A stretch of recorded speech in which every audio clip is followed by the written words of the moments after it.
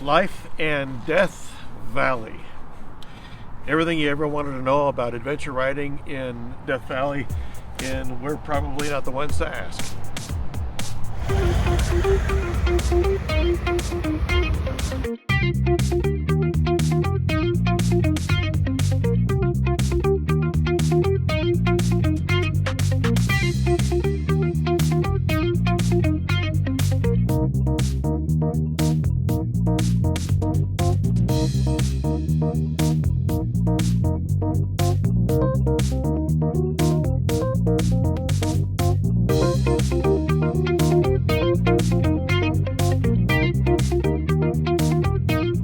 Eric Young, UTADV, thanks for joining us. And I'm here with my friend Shawn, friend and former colleague.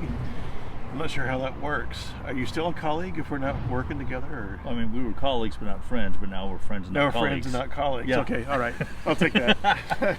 Shawn works at the university formerly known as Dixie, which is now Utah Tech there, and that's where I retired from as well, and we worked in the same department in media studies. And Shawn's a radio guy. I used to be a radio guy, and so we have a lot of crossover, a lot of things in common. One of which now is this whole motorcycle thing. Yeah. You've brought me into this. Are you kicking and screaming yet, or? No. I'm questioning some of life's decisions.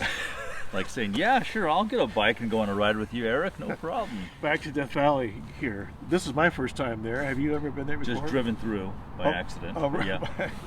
On a dark desert highway. Yeah. What was this like for you to be on a bike you had very few hours on? Yep. First, we're slabbing it from St. George through Las Vegas, then to Beatty, and then to Death Valley. What was that? You're just kind of getting into your comfort zone with the bike. So this is my third time in the saddle, technically. So it was on the road. It was pretty comfortable, and it's a newer, nicer bike than the ones I've ridden in the past. So getting used to like cruise control and the heated seats were kind of nice. Freeway traffic was great, and then as we got into our campground, and then being able to unpack everything, or just be able to pack everything on the bike to begin with, was a fun challenge. But the weather was great. The cloud cover was always interesting because all the clouds were in lenticular clouds. Yeah, I never saw a traditional, cumulus nimbus or anything like that out there, which was a UFO-looking cloud.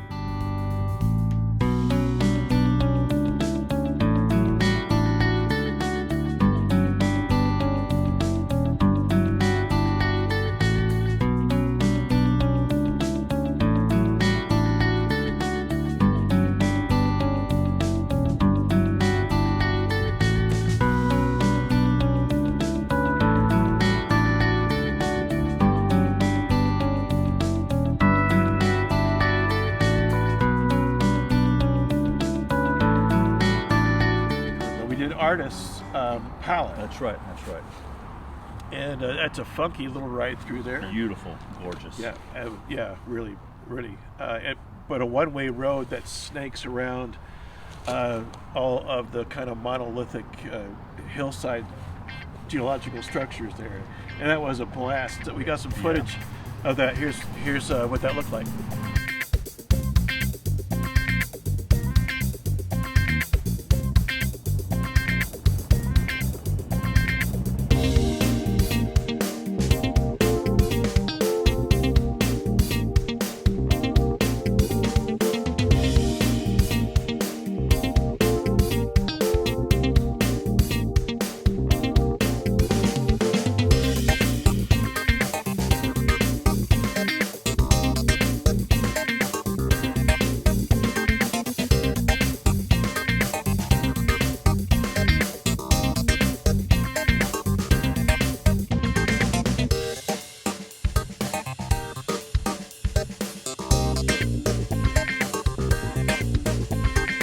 So it was after that, then we went to Badwater.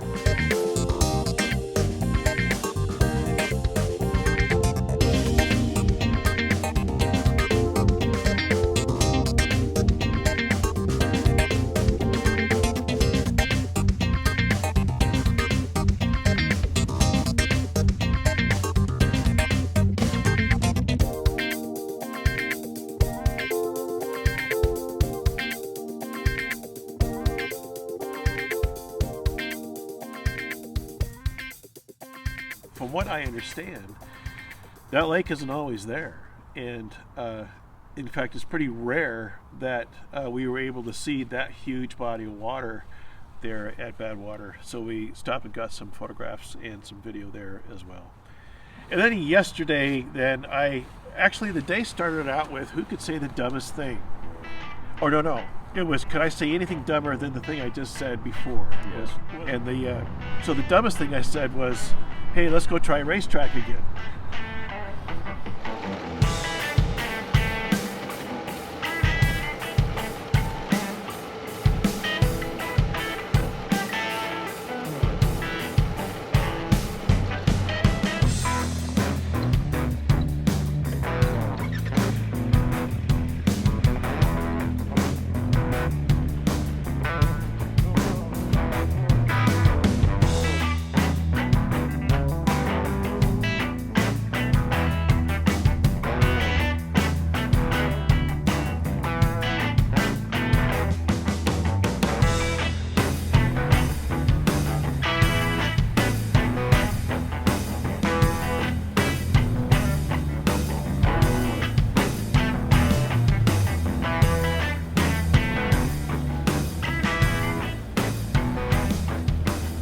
I was excited to get back on dirt again, and for the first half a mile, it felt really good. I felt like I was in the movie Dune, just sand everywhere. The black lava sand.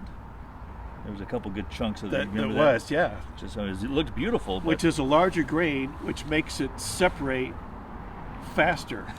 It doesn't take displacement, you know. It just goes. Couldn't enjoy it. I was too busy swearing at it. We got past the moving rocks area, and you mind talking about what happened to you there? Yeah, I fell over. I went like this, I went like that, and next thing you know, boom, boom. And as you said, don't put your foot down. I put my foot down, so I was lucky when the bike fell on my leg that nothing happened. So. Well, you still took a pretty good hit. Oh yeah, just beat up, but nothing that would be serious, but enough. No broken leg. Enough to push the adrenaline and the scare, and like, oh crap, that could have been really bad. A little bit of shock. 30 miles out in the middle of nowhere with a broken leg, right? On a bike, on a motorcycle. Yeah. And fortunately, your bike was okay, except for maybe a bent fog lamp on that. Bag ripped off. Got a hole in my pants. Yeah, your Climb gear, brand new Climb gear, and you got this. Do you know what you cut that on?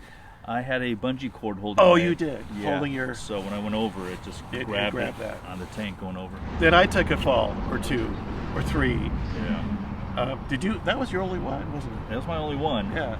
But let's see. Then I lost my GoPro.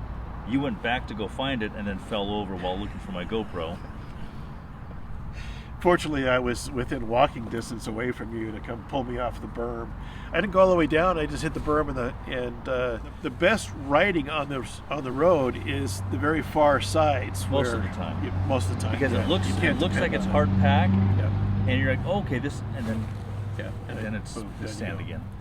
So we got squared away. We stopped in the playa there and got a shot or two of a rock. Some video that's probably looking like this, and from that point then we just trudged our way past Tea Kettle Junction, and 2 hours, do you think it took us to get out of there at that point? Easy. Or was it maybe longer than that? 30 miles, 15 miles an hour, you could do the math there, but I stood most of the time to let my Triumph just kind of float under me, which really worked pretty well. And that's kind of the training that I've had up on the mountain in Bountiful, where I ride a lot there. So that works some of the time, but man, as soon as that sand came up and grabbed you, it was like the worm out of doom. It's just, I mean, for me, it just, I turn, I'm down. Yeah. So it's almost no time comprehension there. I found that I have to trust what the bike's going to do, and not try. If I feel my wheel going someplace, I need to let it go, because if I try to overcorrect and I'm counter steering that, then wherever it was going to go releases, and now I have more torque on the handlebars, and I'm the one going boom. It's not the sand doing that, it's me doing that. we got back to Stovepipe. Probably had the best burrito I've had. It was the best microwave burrito I've ever had. It was like, this is so delicious. Just relishing the refried microwave beans. Yep. It was really delicious just to be on firm ground. Yeah, just have a nice moment to reflect and like, okay, we're good, we're safe. So has this scared you away, or are you still going to go to Prudhoe Bay with me? I'm still going to go. I need some new tires. Yeah, you need some better tires. Yeah, yours are 50/50s, mine's are 80/20s, so I need something with a little more bite on them. Yeah, you do. And then a handful of other things. The fall kind of messed with my head, so I'm still having some, even on the pavement, I'm still leery of turns and whatnot, and anytime I see dust or dirt, so I gotta work myself out of that one. We got you back on the bike after the fall. Yeah. And then we moved to the Playa. And as you were coming in, I said, congratulations. And you said, why? I said, you got back on the bike. I had no choice. Well, I know that. Well, that would have been an expensive tow to pull out of there. But still, it still takes courage to go through and do that after you take that kind of a spill. I think the thing that's really messed with me is you said you've had a lot of experience up in the Bountiful Hills, and you gave me a 30-second pep talk. Yeah. Do this, don't do this, don't do this. And so when I went down, those things all hit. The adrenaline hit, the shock hit. I'm like, oh my God, I broke my leg. I did exactly what he told me not to do. Anyway, it worked out. It worked out.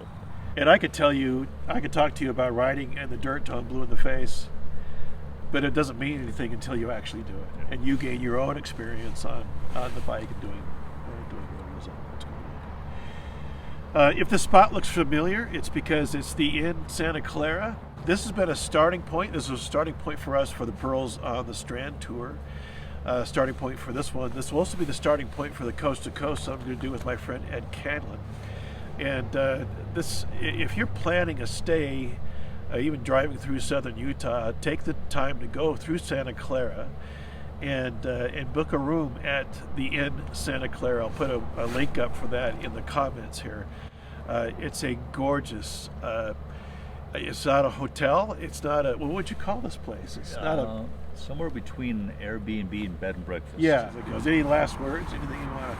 I'm just looking forward to Alaska. Yeah, oh good, okay, good. I'm glad we didn't scare you away with all the lunacy going on. What's up next for me? I'm probably going to still work on my own chops as far as riding is concerned and go back to a few places in southern Utah, southeastern Utah. I might go back to Moab and work around there. You know the drill. Thanks for watching. If you haven't subbed yet, please do. If you want to have a question, leave a comment. I'd be happy to go through and take care of anything that you have that way. So until I see you on the next episode of UTADV, shiny side up. Don't do like we did.